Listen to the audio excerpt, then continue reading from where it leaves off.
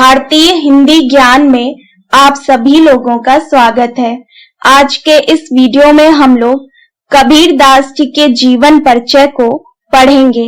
अगर आप लोग चैनल पर नए हैं तो सबसे पहले चैनल को सब्सक्राइब करें और बेल आइकन को प्रेस करें ताकि मेरे आने वाली सभी वीडियो का नोटिफिकेशन आप तक पहुंच सके। तो चलिए पढ़ना शुरू करते हैं। आज हम लोग कबीर दास जी का जीवन परिचय पढ़ेंगे। अगर आप लोग और भी कवियों के जीवन परिचय को पढ़ना चाहते हैं तो आप चैनल की प्लेलिस्ट में जाकर उन सभी जीवन परिचय को पढ़ सकते हैं। कबीर दास जी के जीवन परिचय को पढ़ने से पहले हम लोग ये देखते हैं कि कौन कौन सी हेडिंग पढ़ेंगे। इसमें कुल 5 हेडिंग रहेंगी। इसमें फर्स्ट है कबीर दास जी का जीवन परिचय। इस हेडिंग में हम लोग कबीर दास जी के जन्म, माता पिता और इनके गुरु इस सब के बारे में पढ़ेंगे। उसके बाद सेकंड हेडिंग रहेगी कबीर दास जी की रचनाएं। कबीर दास जी की जो भी रचनाएं हैं वो हम लोग इस हेडिंग में पढ़ेंगे। फिर थर्ड हेडिंग रहेगी कबीर दास जी की रचनाओं की भाषा। कबीर दास जी ने अपनी रचनाओं में कौन कौन सी भाषा को अपनाया है इसके बारे में पढ़ेंगे। फोर्थ हेडिंग रहेगी कबीर दास जी की रचनाओं में शैली एवं अलंकार का प्रयोग। इन्होंने कौन कौन सी शैली और अलंकार को अपनाया है ये जानेंगे। इसके बाद फिफ्थ हेडिंग रहेगी साहित्य में स्थान। कबीर दास जी का साहित्य में क्या स्थान है इसके बारे में पढ़ेंगे। तो चलिए अब हम लोग सबसे पहले हेडिंग पढ़ते हैं कबीर दास जी का जीवन परिचय। कबीर दास निर्गुण भक्ति के कवि थे। कबीर दास का जन्म काशी में सन 1398 ईस्वी लहरतारा उत्तर प्रदेश में हुआ। कबीर दास का जन्म होने के बाद इनके माता पिता इन्हें लहरतारा तालाब के पास छोड़कर चले गए थे। इसी तालाब के पास से नीरू और नीमा जा रहे थे। तभी उन्हें तालाब की ओर से आ रही बच्चे की आवाज सुनाई दी और वह लोग कबीर को घर ले आए। कबीर दास का लालन पालन जुलाहा परिवार में हुआ था। कुछ लोगों की मान्यता है कि कबीर का जन्म काशी में लहरतारा तालाब में उत्पन्न कमल के मनोहर पुष्प के ऊपर बालक के रूप में हुआ था। कबीर दास की पत्नी का नाम लोई था और उनके पुत्र का नाम कमाल एवं पुत्री का नाम कमाली था। कबीर दास के बारे में सभी के विचार अलग हैं। कुछ विद्वान इन्हें हिंदू तो कुछ विद्वान इन्हें मुसलमान मानते थे। एक दिन कबीर दास पंचगंगा घाट की सीढ़ियों पर गिर पड़े और उसी समय रामानंद जी गंगा स्नान करने के लिए सीढ़ियां उतर रहे थे।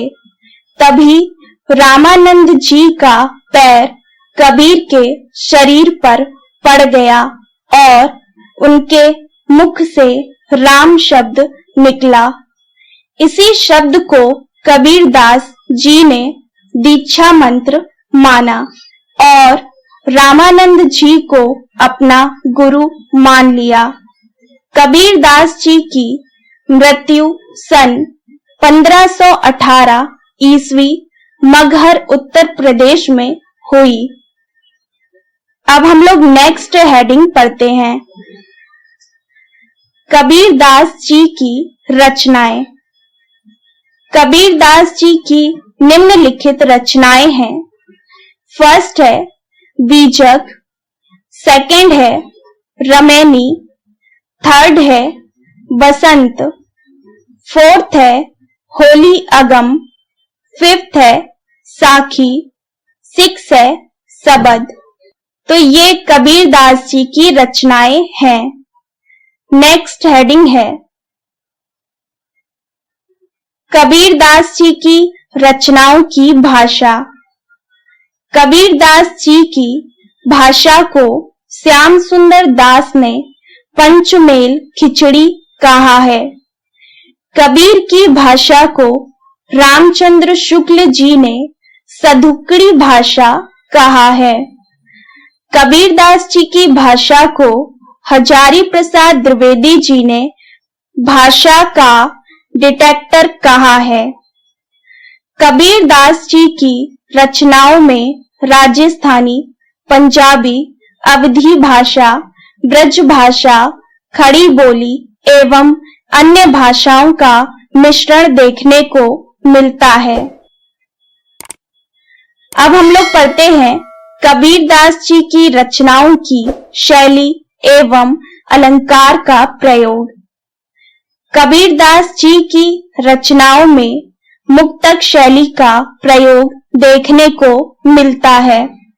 कबीर दास जी ने अनुप्रास, उपमा, रूपक अलंकारों का प्रयोग किया है। नेक्स्ट हेडिंग है कबीर दास जी का साहित्य में स्थान।